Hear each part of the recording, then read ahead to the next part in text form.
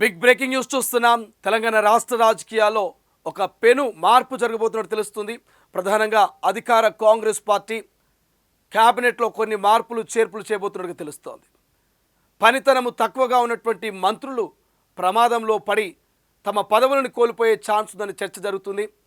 PCC చీఫ్గా ఉన్నటువంటి మహేష్ కుమార్ గౌడ్ ఇక ఉప ముఖ్యమంత్రిగా అయ్యే అవకాశం ఉందని, మంత్రిగా ఉన్న ఓ బీసీ నేత పిసిసి చీఫ్గా అయ్యేటువంటి ఛాన్స్ ఉందని, విజయశాంతి లాంటి వాళ్ళు మంత్రివర్గంలో అడుగుపెట్టే అవకాశం ఉందని ఒక చర్చ జరుగుతుంది. క్యాబినెట్లో భారీ మార్పులు ఉండబోతున్నాయి. మరి పనితనం తక్కువగా ఉండే ఎవరైతే మంత్రులలో వాళ్ళందరూ కూడా ప్రమాదంలో పడేటువంటి అవకాశం ఉంది. పార్టీకి ప్రభుత్వానికి మచ్చ తెచ్చేలా వ్యవహరిస్తున్నటువంటి కొంతమంది మంత్రుల్ని మరి క్యాబినెట్ నుంచి తొలగించే ఛాన్స్ ఉంది. కొత్త వారికి అవకాశం ఇచ్చే పరిస్థితి కనిపిస్తుందని ఒక చర్చ జరుగుతుంది. రైట్, ఒకసారి దానికి సంబంధించినటువంటి పూర్తి డీటెయిల్స్ ఇప్పుడు చూద్దాం. నిజంగానే మంత్రివర్గంలో మార్పు జరగబోతుందా? పనితనం తక్కువగా ఉన్న వారికి మరి పెను ప్రమాదంగా వారి పదవులు మారబోతున్నాయా? ఏం జరగబోతుంది తెలంగాణ రాష్ట్ర రాజకీయాలు అనేది ఇప్పుడు చూద్దాం. తెలంగాణ రాజకీయాల్లో మరోసారి ఆసక్తికర పరిణామాలు చోటు చేసుకోవచ్చనే సంకేతాలు వస్తున్నాయి. ముఖ్యంగా మంత్రివర్గ విస్తరణ, పిసిసి మార్పు దిశగా కాంగ్రెస్ హైకమాండ్ దృష్టి సాధించింది. పార్టీ బలోపేతం, సమతుల్యత, వర్గాల సమన్వయం అనే 3 లక్ష్యాల దిశగా ఈ మార్పులు ఉండనున్నట్టుగా సమాచారం. ప్రస్తుతం బట్టి విక్రమార్క మాత్రమే డిప్యూటీ సీఎంగా ఉన్న రేవంత్ రెడ్డి క్యాబినెట్లో బీసీ వర్గానికి ప్రాధాన్యత ఇచ్చే క్రమంలో మరో డిప్యూటీ సీఎం పదవిని ఇవ్వాలనే ఆలోచన హైకమాండ్లో చర్చనీయాంశమైంది. ఈ నేపథ్యంలోనే టీపీసీసీ చీఫ్ మహేష్ కుమార్ గౌడ్ పేరును ముందుకు తెచ్చినట్టుగా తెలుస్తోంది. బీసీ రిజర్వేషన్ల అంశం, స్థానిక ఎన్నికల వ్యూహాల దృష్ట్యా ఈ నిర్ణయం కీలకంగా భావిస్తున్నారు. మహేష్ కుమార్ గౌడ్ డిప్యూటీ సీఎంగా నియమించే ప్రతిపాదనకు అంగీకారం లభిస్తే ఆయన స్థానంలో టీపీసీసీ చీఫ్ పదవికి కొత్త బీసీ నేతను ఎంపిక చేసే అవకాశం ఉంది.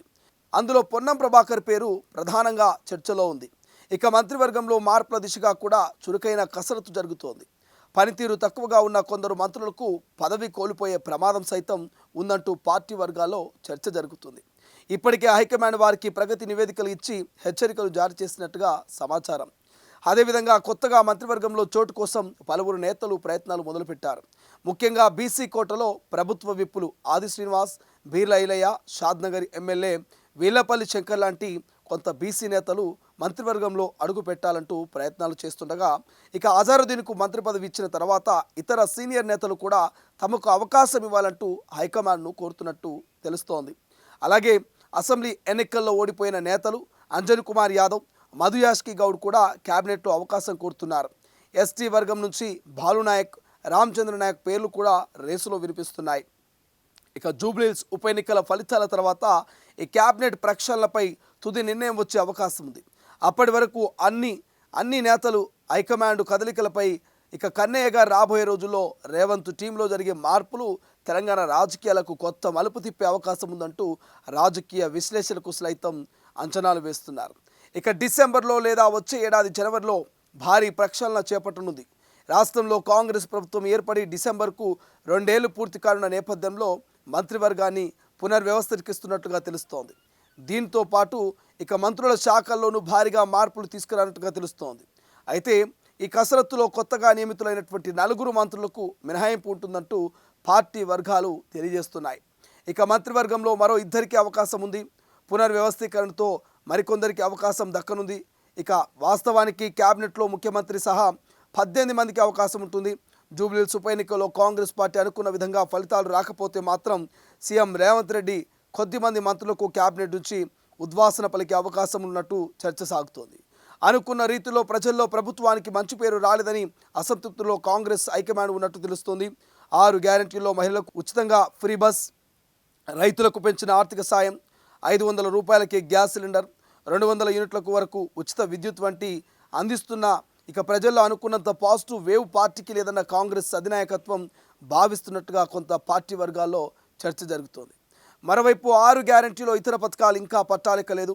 వీటిపై ప్రజల్లో కొంత అసంతృప్తి ఉంది. వీటిని ప్రతిపక్షాలు ప్రతి వేదికపై చెబుతూ ప్రజల్లోకి వెళ్తున్నాయి. ఈ పరిస్థితుల్లో కొందరు మంత్రుల పనితీరుపైన పార్టీ హైకమాండ్ అసంతృప్తిగా ఉన్నట్టు తెలుస్తోంది. కొందరు మంత్రులు పార్టీ లైన్ దాటి మితిమీరిన స్వాతంత్రం చేస్తున్నట్టుగా, మరి వ్యాఖ్యలు పార్టీకి తీవ్ర నష్టాన్ని చేస్తున్నట్టుగా ఈ భావనలో హైకమాండ్ ఉంది. ఇక వివాదాస్పద వ్యాఖ్యలు చేసిన కొండా సురేఖను తప్పించి ఆమె స్థానంలో విజయశాంతికి అవకాశం కల్పిస్తారనే ప్రచారం సోషల్ మీడియాలో జరుగుతుంది. ఇక సీఎంతో నేరుగా తలబడిన మంత్రి జూపల్లి కృష్ణారావుకు ఉద్వాసన తప్పదని చర్చ కాంగ్రెస్ పార్టీలో సాగుతుంది. ఆయన స్థానంలో మరో బలమైన సామాజిక వర్గం నుంచి అవకాశం ఇస్తానని కొత్త చర్చ జరుగుతుంది. మరోవైపు మల్లెడ్డి రంగారెడ్డి అవకాశం ఉందన్న ప్రచారం జరుగుతుంది.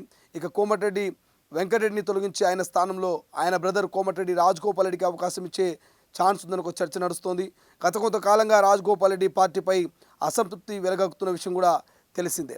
సో ఈ నేపథ్యంలో మరి నిజంగానే ఎవరైతే పూర్తి స్థాయిలో గ్రౌండ్ లెవెల్లో మరి పనిచేయకుండా ఉన్నటువంటి నాయకులు ఎవరైతే ఉన్నారో, ఎవరైతే మరి హైకమాండ్ దృష్టిలో బలహీనంగా ఉన్నటువంటి మంత్రులు ఎవరైతే ఉన్నారో నిజంగానే వారిని తొలగించి కొత్త వారికి అవకాశాలు కల్పించే ఛాన్స్ ఉందా, నిజంగానే కొత్త వారిని మరి ఇక్కడ నియమించేటువంటి అవకాశం ఉందా, పనితీరు తక్కువగా ఉన్న కొందరు మంత్రులకు పదవులు కోల్పోయే ప్రమాదం ఉందా అనేది తెలియాలంటే మరికొద్ది రోజులు ఆగాల్సిందే. బట్ ఏదేమైనప్పటికీ జూబ్లీహిల్స్ ఉప ఎన్నికల ఫలితాల మీదనే తెలంగాణ రాష్ట్రంలో ఉన్నటువంటి క్యాబినెట్లో ఉన్నటువంటి మంత్రుల భవిష్యత్తు ఆధారపడి ఉంటుందనేది ఒక చర్చ అయితే జరుగుతోంది.